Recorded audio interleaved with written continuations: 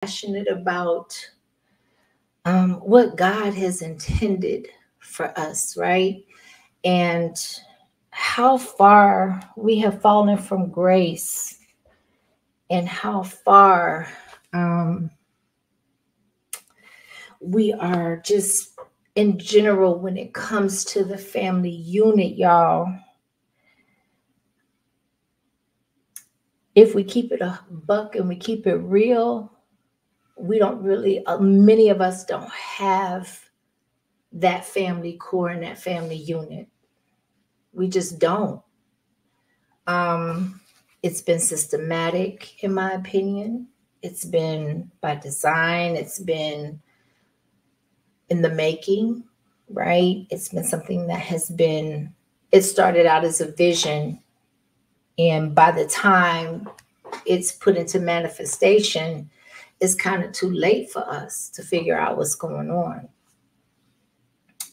or to make a difference at that point, right? So, in the midst of saying all of that, um, we are in a time where our children are being totally put in a position to be attacked. Um, there's an agenda in place. There's a lot that's going on. It's not a secret. And if it was at one point, I don't think it is anymore. And the point of the matter is that a lot of us are procreating and we're growing families, and everything looks so uncertain and so unsure for what's to come. And I had this video, this video was sent to me, and I haven't seen it because I feel like if I watch it, then I won't do a reaction on it, or I won't, I'll choose something else. But because I feel this is an important topic and it's something that needs to be said and shared, I don't have an issue with being totally transparent, authentic for the first time around, and we'll be seeing this together collectively. But if we don't fight for our children, then who will? Who will? So the topic of this live can go in a few different directions, but we're going to start off with, I feel like there's a disconnect in the maternal and in the motherly relationship in regards to bearing life and having a connection with that life. It is designed originally, in the original, just all you have to do is look at the instinctual aspect of it, right? And no matter what species reproduces and procreates, that mother has an involuntary connection with that offspring that they bear life to. And having been blessed enough to bear life to my children, right? I can speak on this and speak from my experience and say to you that the connection, when I say involuntary, I do not mean that in a derogatory fashion. I mean that in the way that it just is what it is. When something grows, formulates, and evolves inside of you into an entire entity, into an entire being with everything all encompassing, you're going to have naturally a connection with that ball of energy. That's just automatic. And I just cannot relate, but the story is becoming more and more common day by day, with our children being victims, and their lives are being taken from them super early, to the point where someone like me that has lived some life, I sit back and I say, well, why were they born? And at the very least, with the resolution to that answer that is given to me, the very least, we can spread awareness. We can use them to spread the word so their lives don't go in vain, right? And this is not going to resonate with everybody. Everybody ain't going to have, especially in the sector that I'm in, they're not going to, some people are just not, and that's fine. But for the ones that it does resonate with, for those that may have children, that may have grandchildren, and you understand as a grandparent, the magnitude of your role and the blessing that it provides for that grandchild. For those that have nieces and nephews that maybe don't have children, but that allows them the ability to be able to nurture other people's children, right? Children are our future. And that's just, it sounds cliche, but that's what it is. And we're just at that point where we need to sometimes do our part, whatever that looks like to us, to advocate for our children, because if we don't, they're not going to know how to advocate for themselves. And that's real talk. So I'm going to go ahead and start this video. Like I said, this is the first time that I've seen it, and this is going to be an authentic reaction. And we're just going to go from here and pray ourselves through it.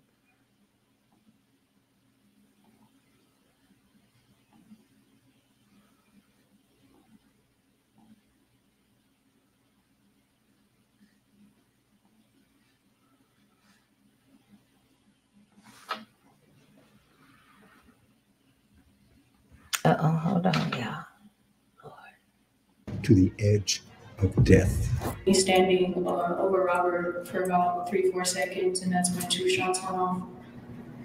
And Robert didn't move at all. By assault, I punched her. I have put a bag over her head till she lost consciousness. These are some of the faces of the most notorious and dangerous women who ended up in prison. Hold on. Like I said, this is my first time going through this too, but words matter. And I want to see the picture. To see how these women reacted to their sentence. Robert didn't move at all. By assault, I punched her. I have put a bag over her head till she lost consciousness. These are some of the... Okay, so let's look at this for a second. Before we even get off into what everything, is being said and how this is going to be specific to each individual in their situation. But if you look at all these pictures, the first thing that strikes me personally are their eyes. I was always taught that the eyes are the mirror of your soul. And without it being explained to me, and just that being said alone, I sit back and when I look at people's eyes, a lot of times the eyes tell a story that the mouth doesn't. And when it talks about being the mirror of your soul, I totally agree with that. And looking at these mothers here, there's a mixture of different messages that they're sending that I see in their eyes. But one thing that is for certain, that's unanimous amongst them all, is that there's something missing and there's a disconnect. So looking through their eyes for me, it's like, okay, that's telling me the story that we haven't heard yet, right? So let's continue. The faces of the most notorious and dangerous women who ended up in prison. Let's go to the courtroom to see how these women reacted to their sentences. This case has one of the most dangerous black women you may ever hear of, because she intentionally murdered 2 of her children, and she was without remorse all through her trial in court. Let's take a seat at the Wayne County Court to see how it went down. Mitchell Blair stood remorseless and adamant beside her lawyer as she requested a life sentence without parole from the judge in the Wayne County courtroom. After everything, Mitchell pleads guilty to all the charges alleged against her. Now, the information I have before me is that you want to plead guilty to count 2, the premeditated murder of Stony Blair. Yes. And count 3, the felony murder of Stephen Berry. Yes. Okay. Am I correct that you want to plead guilty to those counts? Yes. Michelle Blair's horrific story began in August 2012 when she came back home to find her youngest son. I'm already disturbed. My whole spirit over here is doing flips. So I stopped it here because, again, it's the eyes that tell me the story. And whatever your mouth tells you, your body is either going, your mannerisms, the psychology, your body language, either it's going to solidify what your mouth is saying or it's going to contradict what your mouth is saying. Either way, that's going to tell you a story. It's going to tell you the true story. And if you are in tune or you are checking for what the soul is saying, which is through the eyes, as we've been saying, and put that over and take priority over what the mouth is saying, you will have a better opportunity of hitting the true intended intention of that individual than anything else, right? You just got to look for the truth markers, in my opinion. Okay, so let's continue. Matthew, stimulating himself with a doll. When she asked why he was engaging in such a gross act, he confessed that his older brother Stephen had been sexually abusing him. Being a victim of sexual assault herself, Mitchell was enraged and immediately called in Stephen for questioning. While interrogating him, she lost her cool and beat him to death. To make his punishment worse, she poured hot water on his private organs. Once she confirmed he was dead, she packed his body and stuffed it in her deep freezer.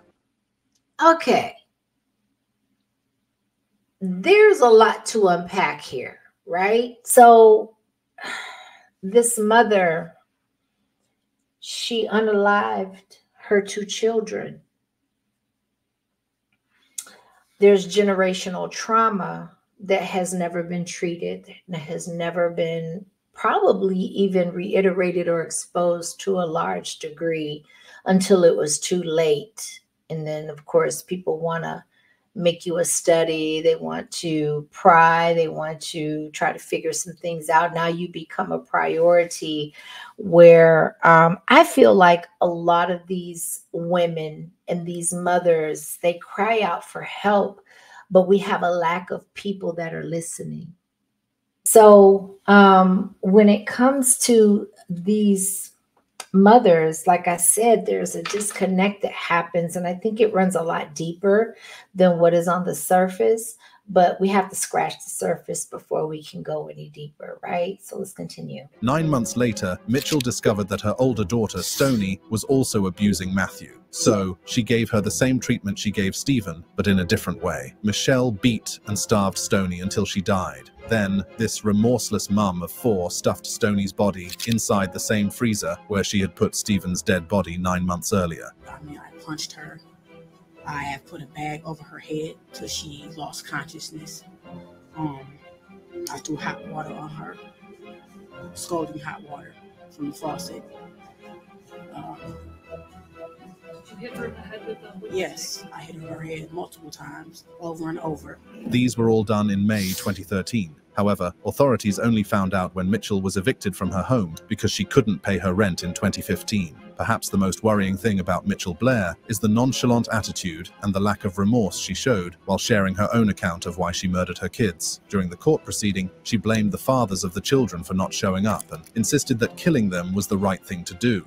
And they want to talk about how they love my daughters. Now they want to be front and center, but they was always in the background. They never did anything for them, never showed up to my door, not once. She was eventually sentenced by Judge Dana Hathaway to life in prison without the possibility of parole. Wow. So, okay, listen. She had evidently, based off of what we just saw, she has 2 sons, or I mean, sorry, a son and a daughter from 2 different fathers. And they, as she stated, they seem to be not present until they were required to be in court and something happened. And so it seems as if whatever disconnect that may emptied all of this, it didn't help when the ish hit the fan, and now the father's there and she's on the hot seat, right? So with that being said, when there's such a disconnect or an imbalance in the home, it becomes an issue when it comes to the children. And our children, when you have children, I was talking to Michelle today, and shout out to Michelle Thoughts. When we were speaking, I just said, you know, when it comes to the children, once you have children and you bear life, and as the mother, it is your responsibility to make that decision. Once you make that decision, you follow through with it. Guess what? That's a calling. It's a calling, period, right? But, you know, you have people that have children for different reasons outside of what the original intent, in my opinion, has been. Children. We have to prioritize our children. If you make the decision and take the responsibility to procreate, to go through the actions of creating an entire separate life outside of your own, because outside of that 9 or 10th month gestation period, there's a whole nother entity that once that life enters into this realm, there's nothing you're going to be able to do about that. So you've gone through almost a year of being able to make a conscious decision as a woman, as a mother, as a maternal being, that this is what I choose to do. Well, guess what? You've had enough time. And if you make that decision to procreate and bring life into this realm, then you are responsible for it. Period. End of story. And when that you have created that calling in your life, you created that calling. And when I tell you that there's nothing you can do about that, there's nothing you can do about it at that point, but accept it and do what is required of you as a parent, as a person, as a being that is responsible for somebody else until they're able to be responsible for thyself. And we got people out here using mental illness as an excuse when they fall short and something detrimental happens, or their dirt is brought out the carpet because they've been doing this for so long with possibly multiple different children.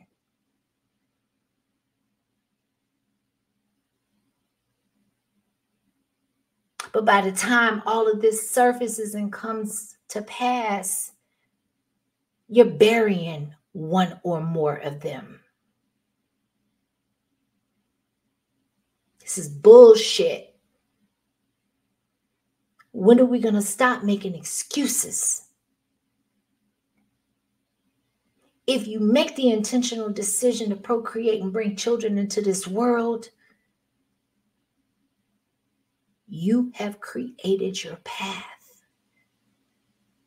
You only get one shot at raising kids. They grow up fast. And especially in this era where we have technology, where the age of information, they come out understanding things that us old heads still ain't grasped yet. And therefore there's a disconnect. Why? Because nobody trusts nobody. The children aren't even trusting their parents because their parents are neglecting them. And they didn't ask to be here.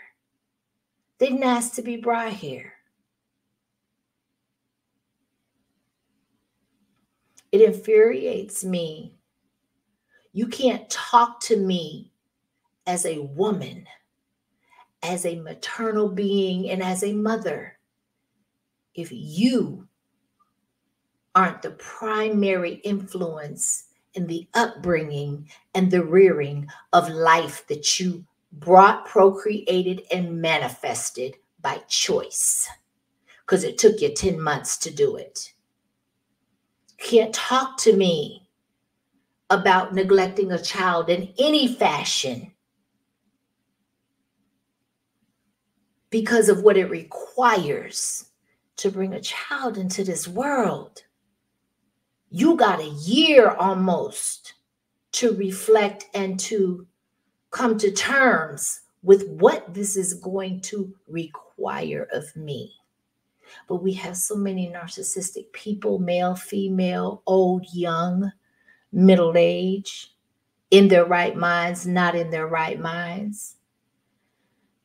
Narcissism is a cultural brand in this country. And so it's promoted, and we don't even define it as being narcissism until it hits home. Right? So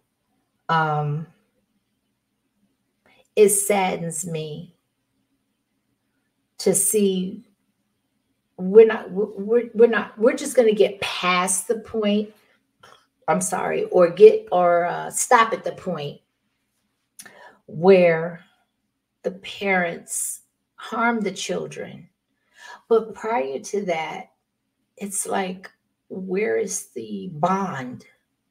Good, bad, indifferent, down the middle. Where is the bond between the parents and the children? Where has that gone? And the reality of the situation that is very difficult, and I teeter-totter with it personally, that comes to mind is that the times that we are living in, right? And where we are in the Bible, where we are in the Word. Hold on, y'all, my bad. I got all kinds of stuff going on over here, my bad. We're living in a time where it's going with the territory that our children are being targeted for many reasons. They're inexperienced, they're young, they haven't lived enough life in this realm yet, right? And then we have a lot of the parents that are bringing these children into the world for the wrong reasons, whether it's for a paycheck, for a steady income because you don't want to work. You're using the system to benefit you, and you think it's going to benefit the child, but that depends on you, right? There's a lot going on that is not in the favor of our children. And if you are blessed enough to be a parent at this point in time and in the era that we live in, your calling is greater than you understand or realize, especially from 10 years ago. 10 years ago, things were totally different than they are now. We went from one administration to another administration, and we went from being concerned about how the message was being delivered and how curt and rude this person was, to now we are fighting battles that we didn't even see coming as a collective, right? So I need for us to really start reprioritizing what's really important, what really garners and should be garnering our attention. Whether we birthed these children or we didn't, we influence somebody's children. And sometimes the biggest influences come from those that are not blood. But we're living in a time where we don't know who to trust because our discernment is not on point, because we don't take the time to nurture a relationship with who we consider our God. We don't spend enough spiritual time, and we don't exercise our spiritual muscles. And we are in a spiritual war. We are in a war. We're talking about our children. We're talking about the future generation, right? And that what we're dealing with at this point is not a physical or tangible war. It is a spiritual war. And if you are not spiritually connected and armed, you're at a disadvantage. And so are your children, right? Yeah, I appreciate you. Let's see. Yeah. Good night.